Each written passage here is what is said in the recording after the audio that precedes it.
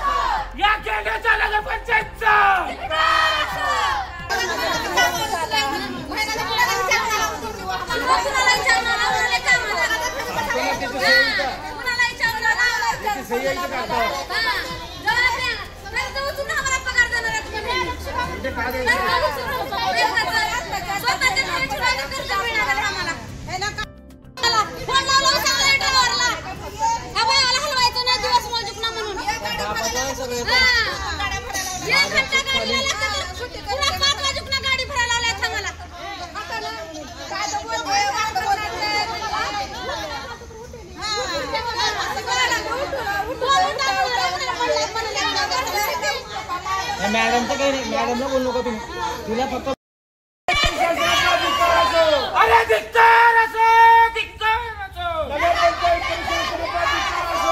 नगरपंचायतचं करायचं काय? टक्केवारी तुमची, काम आमचं, काम आमचं, अरे काम आमचं, कमिशन खाणाऱ्या नगरपंचायतचं, कमिशन खाणाऱ्या नगरपंचायतचं धिक्कार असो, धिक्कार असो, नगरपंचायतचा धिक्कार असो। अरे या नगरपंचायतचं करायचं काय? अरे या नगरपंचायतचं करायचं काय? मेंढकाचा कातडा घातलेल्या नगरपंचायतचा, डुकराचा कातडा घातलेल्या नगरपंचायतचा, म्हाताऱ्या लोकप्रतिनिधींचा, नगरपंचायतच्या लोकप्रतिनिधींचा, जाणीव नसलेल्या लोकप्रतिनिधींचा, या नगरपंचायतचा आमचा लढा देण्यासाठी, माणुसकीची भीक नको, माणुसकीची भीक नको, माणुसकीची भीक नको, आमच्या मागण्या मान्य करा, आमच्या मागण्या मान्य करा। अरे या नगरपंचायतचं करायचं काय? या नगरपंचायतचं करायचं काय? नगरपंचायतचं करायचं काय? आमच्या मागण्या मान्य करा, आमच्या मागण्या मान्य करा। 12 महिन्याचा पगार दिलाच पाहिजे। कोण म्हणता देणार नाही? कोण म्हणता देणार नाही? कोण म्हणता देणार नाही? नगरपंचायतचं करायचं काय? नगरपंचायत प्रशासनाचं करायचं काय? हम सब, हम सब, हम सब लाठी गोली खाएंगे, लाठी गोली खाएंगे और लाठी गोली खाएंगे। कमाने वाला लूटने वाला और कमाने वाला लूटने वाला हमारा जमाना, गरीबों का जमाना। पगार द्या आम्हाला, आमचं घर कसं भागाव साहेब, एवढं म्हणलो तर मावशी 6 महिने पगार होणार नाही आणि तुम्हाला काम बंद करा म्हणून सांगितलं, तो नाही असं म्हणले। बरोबर आहे। आणि लाडके सावकार का म्हणते मी माझे 3 बाया आहेत आणि दुसऱ्या 3 घ्या त्याच्यामधल्या कोणच्या काय येणार आणि 6 बायावर मी टेंडर चालवतो. कोण म्हणते? लांडगे सावकार. कोण? कुठला लांडगे सावकार? मी सांगते की साहेबांना तुमच्या सोबत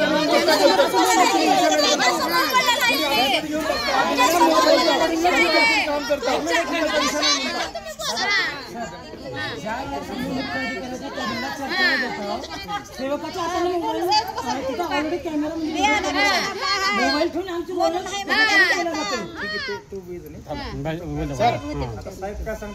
सांगतो ना काय म्हणे त्यांना तुम्ही कोण आहेत माहित नाही म्हणलेत का आता त्यांना तुम्ही कामावर आहो का मला माहित नाही.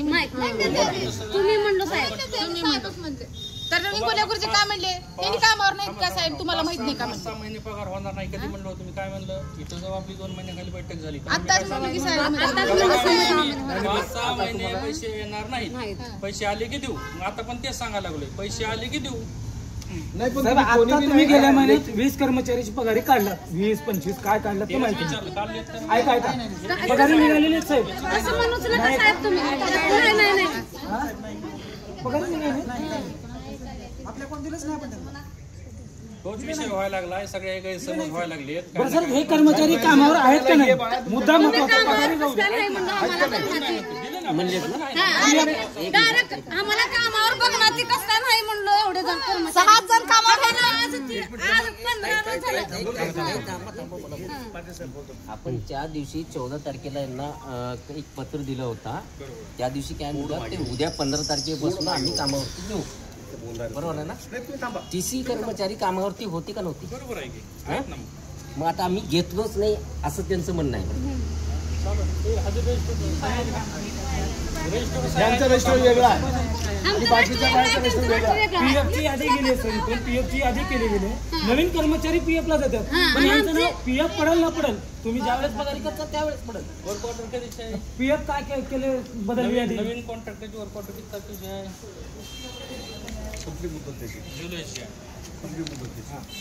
नवीन कॉन्ट्रॅक्टरच्या विरोधात तुम्ही काही कारवाई केलीत का? नवीन कॉन्ट्रॅक्टरच्या विरोधात काही कारवाई केलीत का?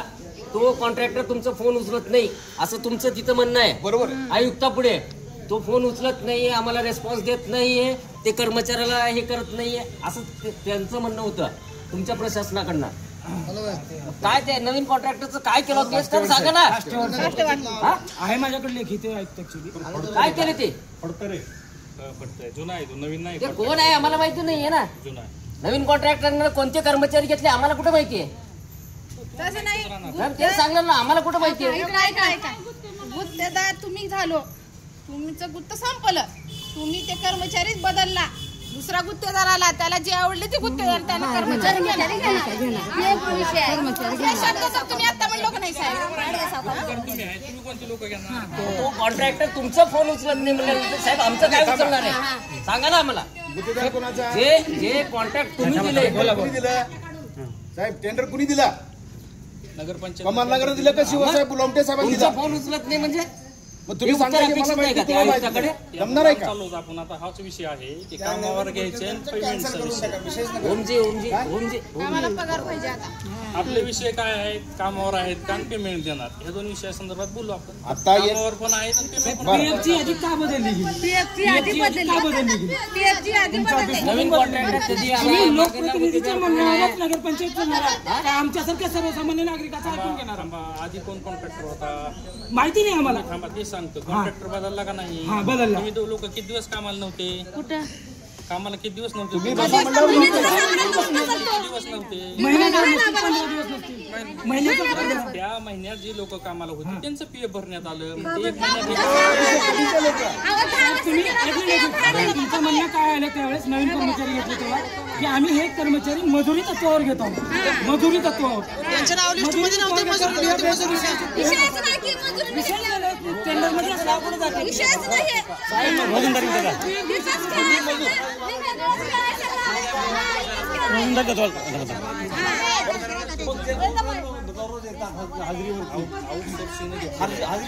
तुम्हीच म्हणला साहेब माझा पुढचा विषय आहे मजुरीने घेतला आम्ही आज घेतला उद्या काढून टाकणार आमचा विषय संपला.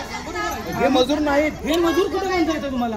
हे तुमचे मजूर नाहीत, माझे मजूर नाहीत. नगरपंचायतचे कर्मचारी आहेत, जुने टेंडर मधले कंत्राटी कर्मचारी आहेत, 17 पासून आजपर्यंतचे आहेत. ही तुम्हाला पत्र देऊन यादी देऊन मागितलं. आम्हाला अडचणीत आला, पण लोकप्रतिनिधीचं ऐकून जर चुकी अरे ऐकू द्या हो, तर हे 100% चुकलं नाही. त्यांनी कुणाचा ऐकावं तो वैयक्तिक भाग आहे. यांना त्रास होणार नाही, कशाला येत नाही. पण ह्यांना ज्या ज्या वेळेस त्रास झाले त्याच्या वेळेस आम्ही येतो. याचा अर्थ तुम्हाला समजायला पाहिजे की ह्या कर्मचाऱ्याला त्रास देण्यापेक्षा यांना सोबत घेऊन काम करून आपण प्रशासन चालू नये. प्रशासन कोण म्हणलं बाबू सावकार म्हणून? बाबू सावकारचं कोण नाव सांगितलं तुम्हाला? बाबू सावकारचे 3 बाया म्हणून कोण म्हणलं तुम्हाला? त्यांनी म्हणलं म्हणजे झालं म्हणणार आहे हो.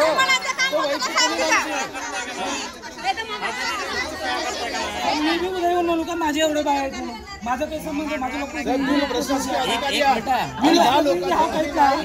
मी नागरिक होऊ नका. काय मला सांगा तुम्ही? आणि 17 पासून काय बाहेर तुम्ही कोणाला म्हणताय? समजून काय हे काही? आणि मी उपोषणला बसतो तेव्हा सुद्धा तुम्ही लेखी देतात की नातेवाईकाला येण्यासंदर्भात मी नोटीस काढतो. बंद झालं काय तर नगरपंचायतचं तरीही जाऊ दे बाबा. आम्ही 5 वर्ष प्रशासन चालवलं असं लोकप्रतिनिधी म्हणून साहेब, आम्ही साहेब नोंद करून घ्या तुमच्याकडे. जीबी असेल तर बी आम्ही त्या बायाला कंड उठलं तेव्हा येतो कामावर म्हणणार तो हरामखोर आहे. त्या बायाला बाजू बोलतोय, त्या दिवशी बोललो नाही पण आज बोलतोय असं बोलणार तो हरामखोर आहे. आणि त्याला हे टोचकार घेऊन बसले. तो कोणीच नाही नगरपंचायतचा. आणि हे पीआय कडे तक्रार देणार आहोत आम्ही. म्हणलो काहीच होत नाही तुमच्याकडे तर त्या दिवशी काही तुमच्या जीवन संपून टाकता तुमच्या घरात. जीवन संपून टाकता. आज लोक उपोषण हे बाया आम्हाला दिसले, आणि तुम्हाला हे बाया वैश्य दिसले. आणि मरतो आम्ही. सगळं संपलं तर उपोषण करणं कागद त्याला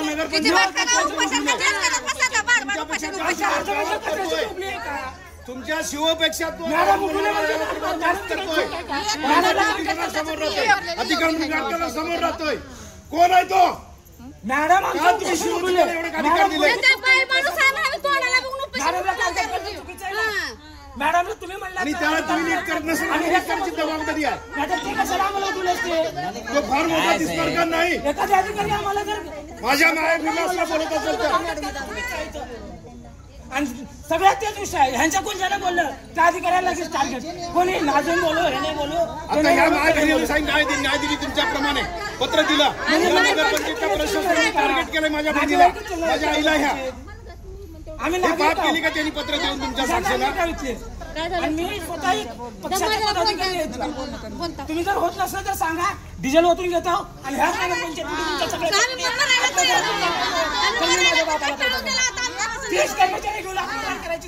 मी पत्र दिलंय माझ्या सहित 30 कर्मचाऱ्यांचं मी आत्महत्या म्हणलंय. 26ला पत्र दिलंय. अजून यादी मिळत नाही मला. यादी येत आहे, रजिस्टर येत आहेत, नगरपंचायत येत आहे. ते सांगता येऊन ऐकतात ह्यांनी नाही म्हणतात. मला 8-15 दिवस एकच भागात आणि शेवटी बाहेरचेच मी प्रशासनाला भाग जाणतो. प्रशासकीय अधिकारी मला ओळखतात, देशात म्हणून चान्स दिलं 2-3 वेळेस. आता सांगितलं मला आताच्या आता 17 पासूनच्या आतापर्यंत किती शिव आहेत, किती मुकदम आहेत, किती गट. रिपब्लिकन वार्तासाठी लातूर जिल्हा प्रतिनिधी Sagir Momin. Subscribe now and press the bell icon. Never miss an update.